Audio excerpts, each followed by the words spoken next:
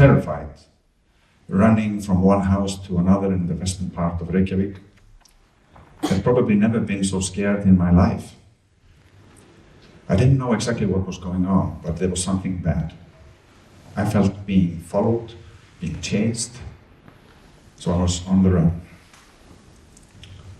I had been at that time working on a documentary film about those criminal cases, the Gudmundur and Geirfinnur cases, for almost a year. And I had realized that those cases were a serious miscarriage of justice. Now I felt that I had become like a person in this case or those cases. And it was a very strange feeling. My fear grew to a paranoia, and the paranoia in few days went totally out of control. I couldn't control anything. I wasn't able to sleep. My nutrition was out of the window. I didn't eat. And I was involuntarily hospitalized at the Icelandic National Hospital in Reykjavik, the psychiatric ward. Those cases of Gudmundur and Geirfinnur, they had influenced the whole society for a long time in Iceland. 6 people were convicted for homicide, double homicide, that they never committed. My diagnosis at the mental hospital was manic depression. I had never heard about this manic depression. I didn't know what it was. Just being told that I was mentally ill and I had this illness that would follow me for the rest of my life, that was bad enough. I pictured mentally ill people as some sort of zombies, or people who would be very dangerous, criminals even. My prejudice about mental illness was preventing me to look in the mirror. For 3 years, I was hospitalized as many times, 3 times. And the third time, 1999, 3 things happened that changed my life. First of all, I got a visit to the hospital from a man, young man, who said he was studying medicine. He looked good, he seemed to be clever and intelligent. He gave me a book written by Dr. Geirfinnur Masson, An Unquiet Mind. And Dr. Geirfinnur, she is a professor in psychiatry, but she is also with manic depression, living with manic depression. So by meeting him and by reading this book, it gave me a hope. It gave me an insight and the possibility to live with this and not totally against it. Secondly, that same year, 1999, I went to the Icelandic Mental Health Alliance as soon as I left the hospital, and I became, within a year, the chairman of that organization. The first chairman as a user of the mental health system. And there I learned both that by being part of that organization and working there, I was helping myself by helping others. An important way of finding this self-help.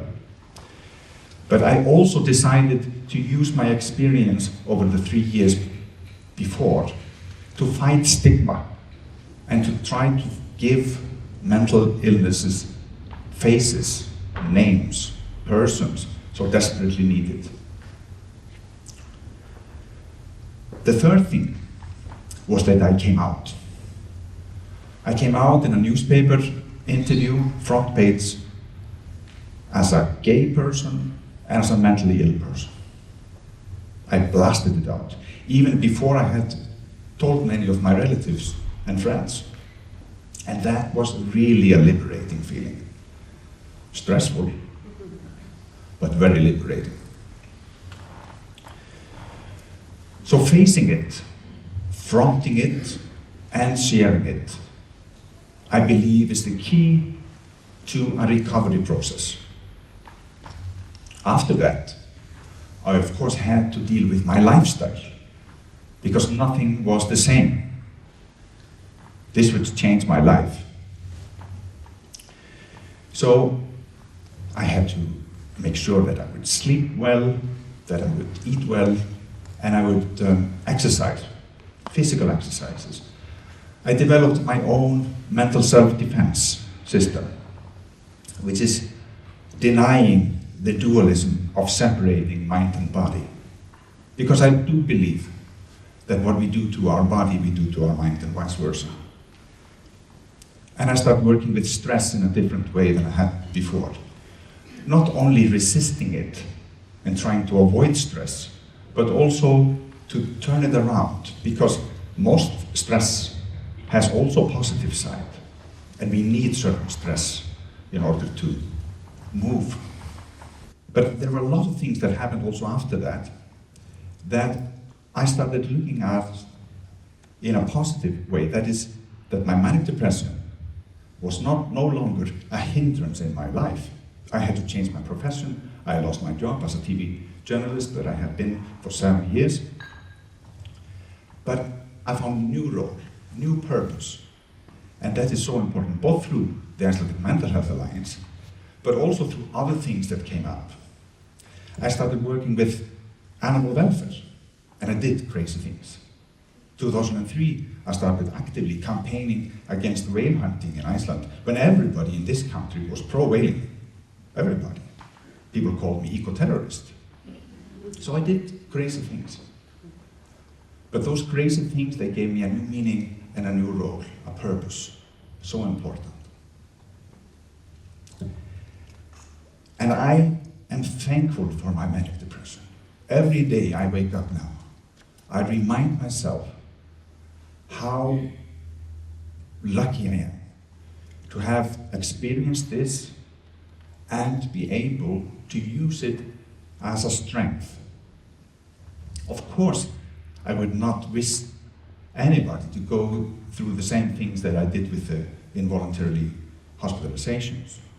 Some of the things that happened there, and the depression, the severe depression, and the high, crazy paranoia.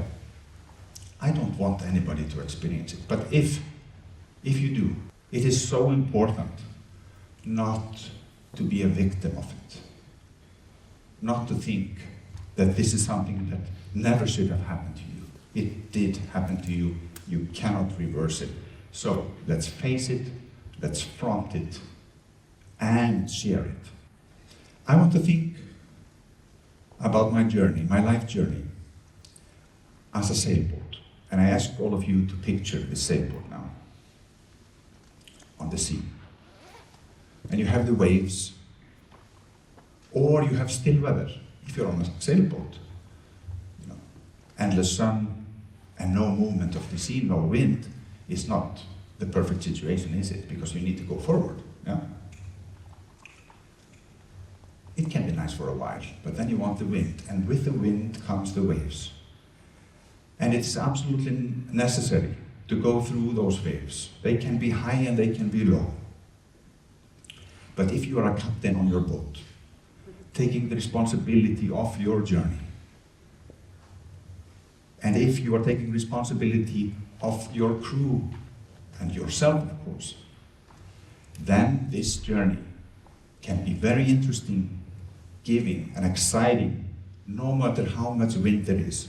But of course you have to organize your trip. You have to organize your travel.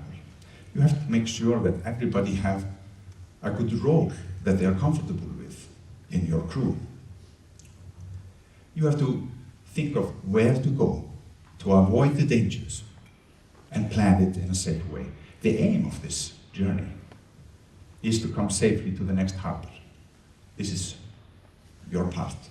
This is the part that you are sailing in this part of your life.